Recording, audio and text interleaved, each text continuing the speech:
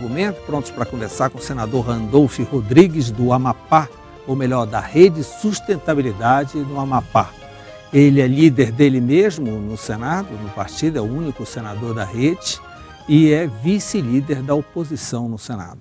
Senador Randolfo, é um prazer tê-lo aqui, muito obrigado por ter vindo. A honra é toda minha, Mauro, estar aqui, estar em Belém, estar através da RBA conversando com o povo paraense. Aproveitando sua passagem por aqui para o pré-lançamento da candidata da rede, que é a Úrsula Vidal. Semana passada eu tive a oportunidade de conversar com ela, e é jornalista, nossa colega conhecida.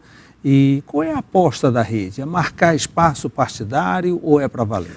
Não, nenhuma candidatura tem outro objetivo que não seja disputar a eleição. Nós temos, disputar as eleições, perdão. Nós temos a melhor das expectativas nessas eleições, no crescimento da Rede de Sustentabilidade.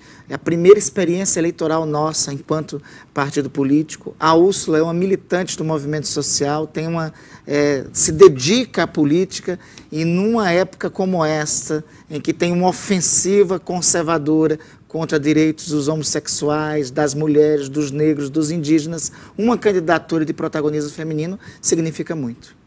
Bem, o senhor é um batalhador dentro do Congresso, dentro do Senado, com referência a financiamento de campanha. E todos esses problemas que estão acontecendo agora passam por financiamento de campanha, né? Acabou unificando, criminalizando todo tipo de colaboração, de financiamento. Eu, por exemplo, poderia lhe perguntar ao senhor no Senado Federal, como é que o senhor chegou ao Senado? O senhor teve ajuda financeira de alguém? De que forma? Dentro da legislação. Mas hoje foi posto no mesmo saco, né? Aquele que fraudou, que corrompeu a empresa, a licitação lá na Petrobras, está igualado àquele que recebeu uma contribuição e assim por diante. Quando é que a gente vai conseguir solucionar? O senhor combate bastante o financiamento privado.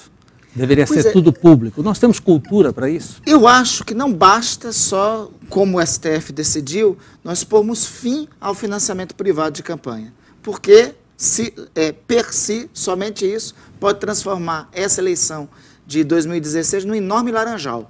Ou seja, encontram em CPFs laranjas para fazerem doações de campanha, colocam empresa, na verdade, por trás e está tudo normatizado. Não basta isso. Nós temos que ter uma legislação, nós temos que preparar a legislação brasileira para uma nova realidade sem o financiamento privado de campanha. E o que é essa nova realidade? Primeiro, tem que ser criminalizado o Caixa 2. Não basta dizer que não pode Caixa 2. O Caixa 2 tem que ser respondido como se fosse crime. É inclusive uma das 10 medidas propostas pelo Ministério Público que está para ser votado lá na Câmara dos Deputados e eu espero que o Congresso Nacional dê essa resposta. E é preciso normatizar as contribuições de pessoa física. Nesse sentido, eu acho que tivemos um revés por parte da decisão recente do TSE, do STF, proibindo a doação via internet. Veja, 80% das doações para a campanha de Obama lá nos Estados Unidos foi via internet e foram doações de pessoas físicas. A campanha de Bernie Sanders nos Estados Unidos não teve doação de empresas, foi baseada em campanha de pessoa física, tudo pela internet. Aqui a gente está andando na contramão, proibindo a possibilidade desse tipo de doação. Então, acho que nós temos que preparar uma legislação que criminalize o Caixa 2, que impeça mesmo o financiamento privado e que regularize, normatize como vai ser a contribuição. Bem, isso é futuro, não vai ser agora 2016. Não vai ser. Eu repito, a gente corre isso na eleição de 2016. É assim, somente ter proibido o financiamento privado pode transformar a eleição num enorme laranjal. Que é o que está se configurando, né? Através do uso de CPFs e coisas parecidas. Eu espero que o TRE, o TSE tenha uma fiscalização ativa, tenha uma atuação exemplar no processo para impedir que isso ocorra. Porque não basta estabelecer teto, eu repito, tem que ter um conjunto de decisões, tem que ter criminalização do Caixa 2 e tem que ter a regularização de como serão as possibilidades de doação de pessoa física. Senador, nós temos cultura para esse tipo de financiamento de pessoa física? Nós temos que mudar a cultura que tem no país, porque a cultura que tem no país, que foi revelada, está sendo revelada pela Operação Lava Jato, é que os interesses privados se compliciam com o público. Ou seja, na prática nós já temos o financiamento público. Como é que acontecia? Uma empresa privada ganha uma licitação e depois financia o governo ou o deputado que arranjou a licitação para ela. Era recursos públicos, sim. acabava sendo recurso público e, mais escandalosamente, favorecendo alguns poucos, né? Mais escandalosamente, beneficiando aqueles que estavam na máquina. Ou seja, da forma como está, que nos foi revelado, principalmente pela Operação Lava Jato, não pode continuar. O senhor teve uma candidatura, tem um mandato de oposição. Como é que funcionou? Como é que o senhor conseguiu chegar ao Senado, considerando todos esses considerandos de financiamento? Mauro, eu costumo dizer que eu sou o resultado de uma zebra, de uma excepcionalidade na política brasileira e na política do meu estado, né? Logo que eu cheguei ao Senado, o senador Pedro Simão, meu querido amigo, tirou uma brincadeira comigo, dizendo: rapaz, você era um gênio. Numa disputa contra velhas oligarquias estabelecidas naquele estado e com menos de 50 segundos de televisão com o partido pequeno de ser eleito, eu respondia para ele: calma, Pedro, não sou tudo isso. O que ocorre é que a Polícia Federal passou por lá, prendeu todo mundo, só sobrou eu. Por isso que eu fui eleito. Mas a verdade foi mais ou menos isso. Eu sou o resultado de um momento da história política do Amapá em que o voto pela renovação na política foi aflorado pelas circunstâncias de uma gravíssima crise política que resultou na Operação Mãos Limpas em nosso estado. O prefeito de Macapá hoje é do PSOL e foi eleito com seu apoio. Na época, o senhor era do partido. Isso significa que está caminhando uma candidatura ao governo? Não, olha, o Clécio, prefeito de Macapá, estava comigo no PSOL, quando miguei para a rede, nos acompanhou.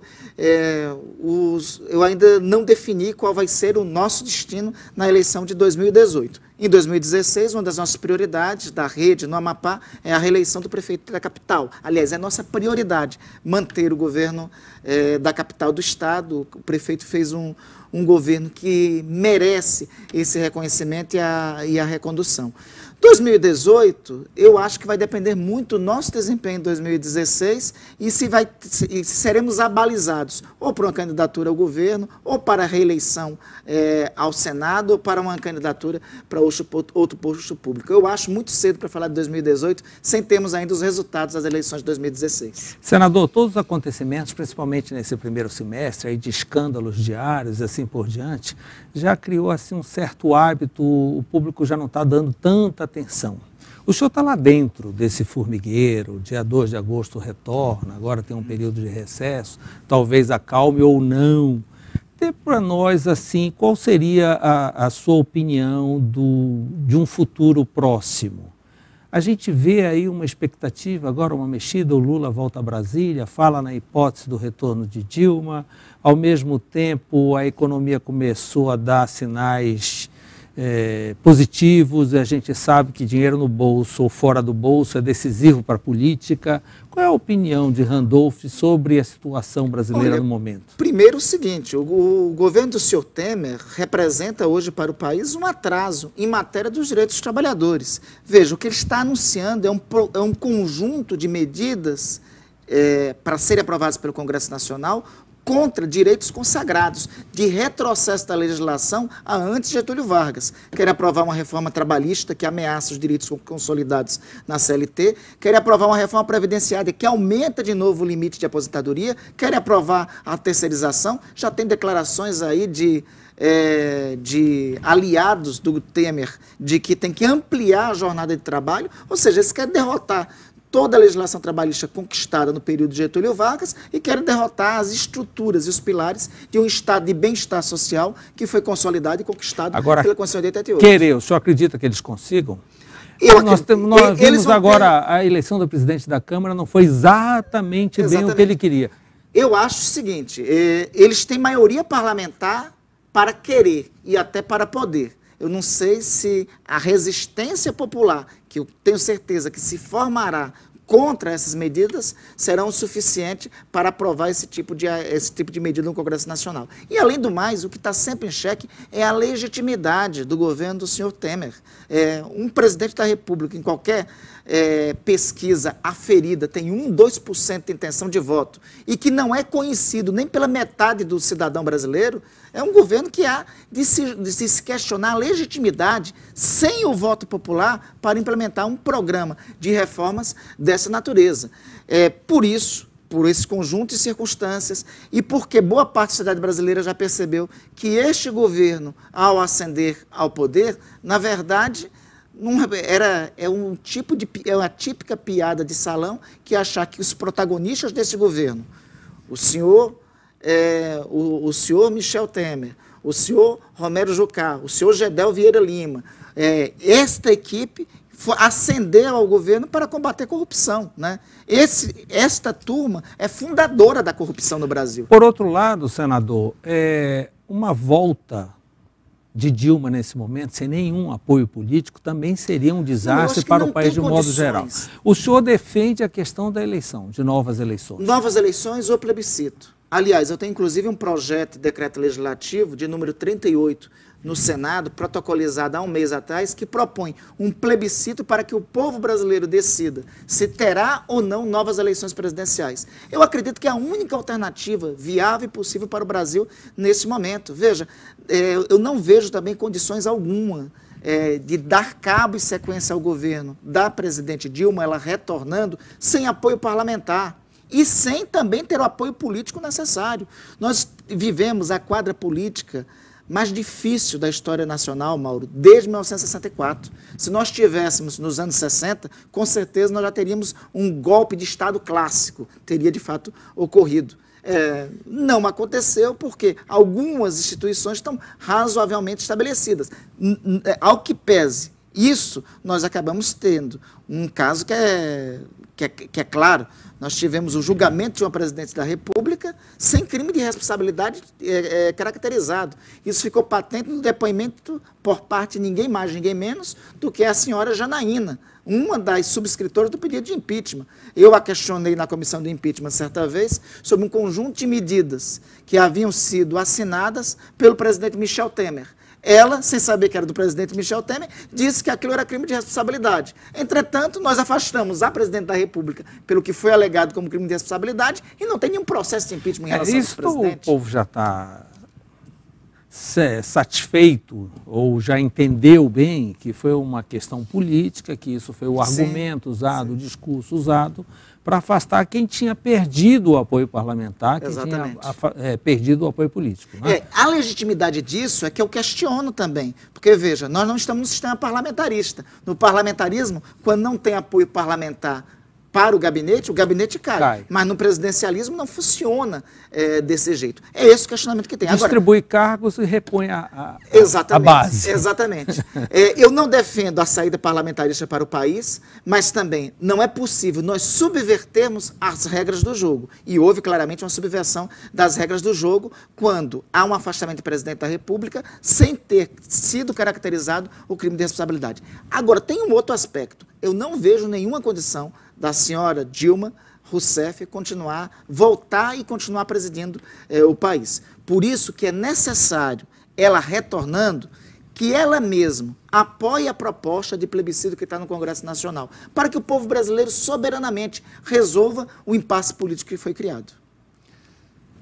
Vamos lá, vamos trazer a nossa conversa aqui para a nossa região. Somos de estados meio esquecidos, vizinhos, pobres, irmãos. Vizinhos, irmãos, mas esquecidos, pobres. Tem uma proposta sua que já passou nas comissões do Senado, que unifica o ICMS do querosene de aviação, que é uma coisa que só existe no Brasil, né? É uma prática brasileira, que tem um imposto estadual e que varia de estado para estado. Não, e quer haver sobre querosene de aviação, essa é uma jabuticaba legitimamente brasileira, entendeu? É jabuticaba mesmo, que só tem no Brasil.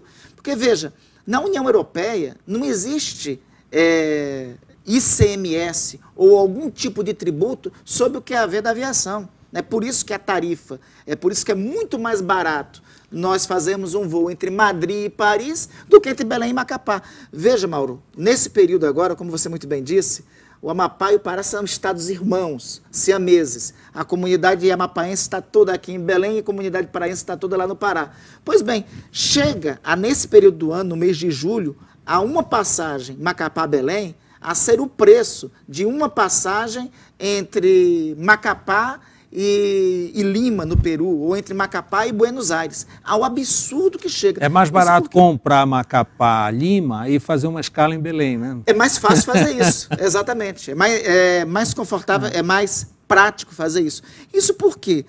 Porque 40% do custo da aviação no país é o QAV. E desses 40%, mais da metade é o tributo que é cobrado em cima disso. Então, qual é a nossa proposta de resolução número 55, que está lá no Senado, prestes a ser votado, já foi votado favoravelmente na Comissão de Assuntos Econômicos e prestes a ser votado agora. Precisa passar no plenário. Não, o senhor acredita que agora, em agosto, o senhor consegue colocar em pauta? Temos data marcada para votação já. 2 de agosto, vai para a pauta do plenário do Senado, aí precisamos de 54 votos lá. O que é que nós fazemos? Nós unificamos a alíquota, porque hoje nós temos, na verdade... Quanto é que o Amapá cobra? Na Amapá é tarifa cheia, 27%. Não, aqui no Pará é menos, é 18%. Aí o que acaba acontecendo? Né? Muitas aeronaves chegam em Belém, abastecem, mas não atravessam até Macapá. E assim, nós temos inúmeros outros exemplos que, veja, nós temos uma guerra fiscal estabelecida entre os Estados-membros da União. Nós temos 7 faixas, Mauro, de querosene de aviação entre os 27 Estados da Federação. E o Senado tem a prerrogativa de mexer nesses tributos estaduais? Artigo 53 da Constituição, parágrafo 4º, inciso 3, para ser preciso. É atribuição exclusiva do Senado Federal. Em casos de conflito federativo, é o que diz o texto da Constituição, fazer a unificação da alíquota do querosene, a maior ou a menor. Na verdade, não falo da alíquota do querosene, mas fazer a unificação da alíquota do ICMS. E o que é que falta para o Senado acabar com essa guerra fiscal? Falta vontade política do Senado e, nesse momento, falta vencermos a oposição de São Paulo. Porque você sabe, nosso querido São Paulo, nós todos do Brasil amamos São Paulo, mas às vezes parece que São Paulo não ama todo o Brasil. Sim, né? Não, puxa só para a sardinha dele. Exatamente. Veja, há 2 anos atrás, Mauro, nós aprovamos no Congresso Nacional a unificação da alíquota sobre o ICMS dos eletrônicos. Esse projeto beneficiou quem? São Paulo. Agora nós estamos pedindo a reciprocidade de São Paulo com o restante do Brasil. Unificar para quê? Nós possamos reacender o mercado da aviação civil nacional, porque nós possamos ter, segundo o presidente da Associação Brasileira de Transportes Aéreos, nós teremos um incremento de 70 novos voos. Eles são apoiadores da proposta? São total apoiadores. Eles chegam a dizer que essa proposta aprovada salva o setor aéreo nacional. Veja, o setor aéreo nacional é responsável por 1,9% do nosso produto interno bruto, entre movimentação de empregos e entre mobilização de cidadãos por todos os cantos do país. Nós temos o 3º mercado de aviação civil do mundo.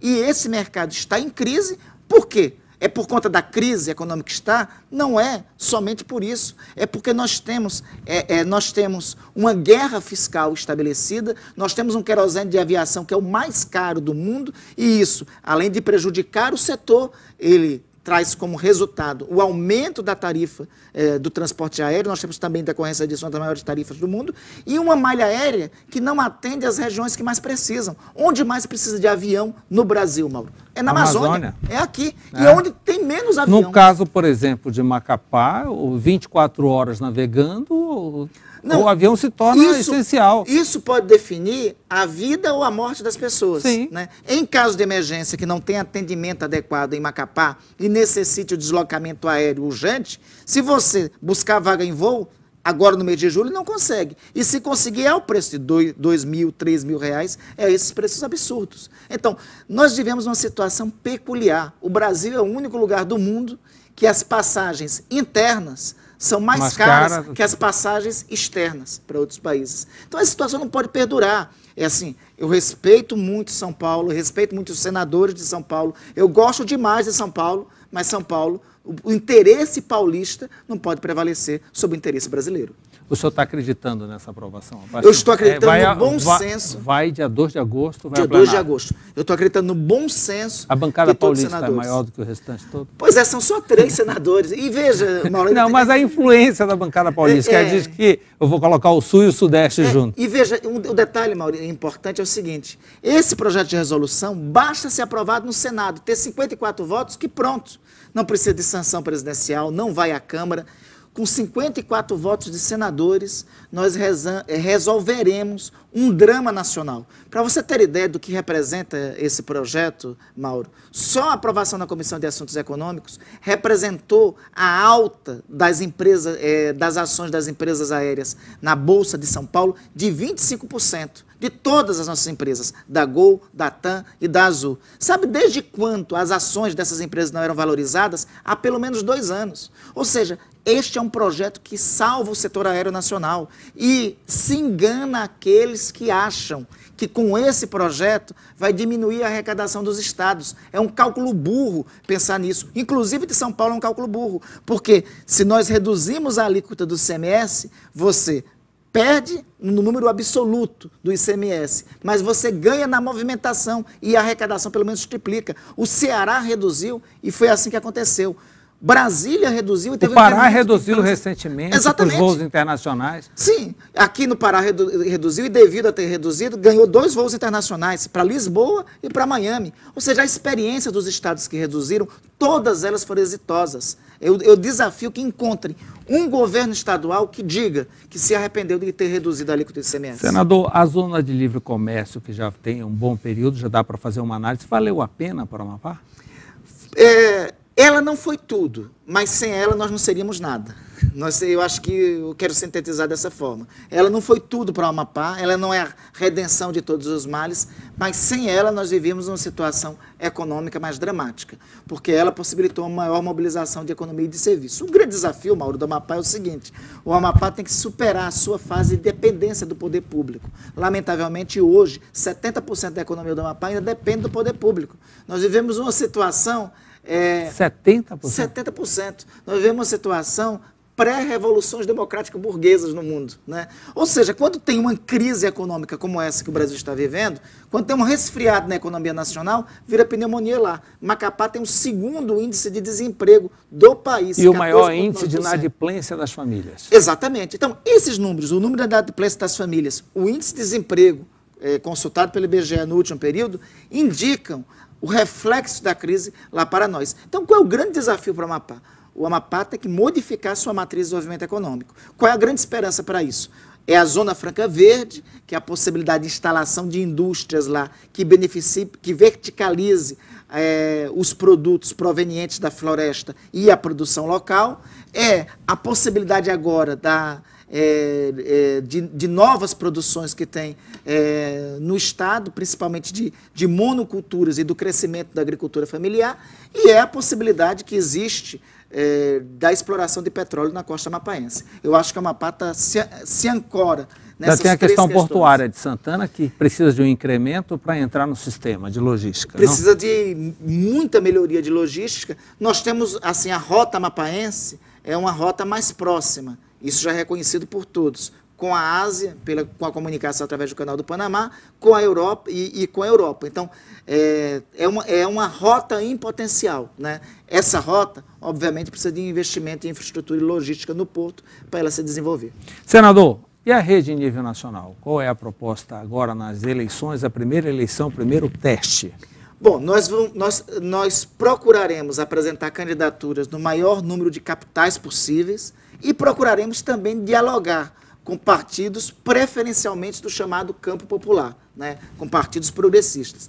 A rede é um partido que tem lado político, Mauro. Nós nos identificamos com o chamado campo progressista, ou se assim preferir, o campo democrático popular. Nós acreditamos que não é possível construir uma sociedade com desigualdade e sem recuperação de direitos sociais dos trabalhadores. Nós acreditamos em valores e defesa de direitos individuais que estão muito ameaçados na contemporaneidade. Como eu já repeti, direitos das mulheres, direitos homossexuais, direitos dos negros. Nós vivemos uma onda de ameaças em relação a esses direitos, né? Então, nós procuraremos apresentar programas de governo para todos os nossos candidatos e candidatas a prefeitos da capitais e para os nossos aliados que pautem a construção de uma cidade sustentável. O que é o conceito de cidade sustentável? É uma cidade que consiga equilibrar o crescimento econômico com a preservação do meio ambiente. O senhor vê uma luz no final do 2º semestre? Eu vejo sempre esperança para o Brasil. Eu não vou descartar nenhuma possibilidade de esperança. Agora, se nós tivermos aprofundamento de retração de direitos sociais, se nós tivermos uma ofensiva ortodoxa na economia, a recessão, eu estou convencido que ela vai ser prolongada. Ela vai ter continuação. Veja, foi a receita do ministro Joaquim Levy de medidas ortodoxas que nos levou ao aprofundamento da recessão. Logo, medidas no mesmo sentido, eu não vejo como ser alternativa econômica para o país. Senador Randolfo, muito obrigado por essa entrevista, muito obrigado por ter vindo até nós, e sempre que passar por Belém, lembre, suas opiniões são muito importantes. Eu que agradeço, Mauro. Uma honra ter estado aqui no Argumento, conversando com o povo do Pará. Ok. Obrigado pela sua companhia, estaremos de volta na próxima semana. Tchau.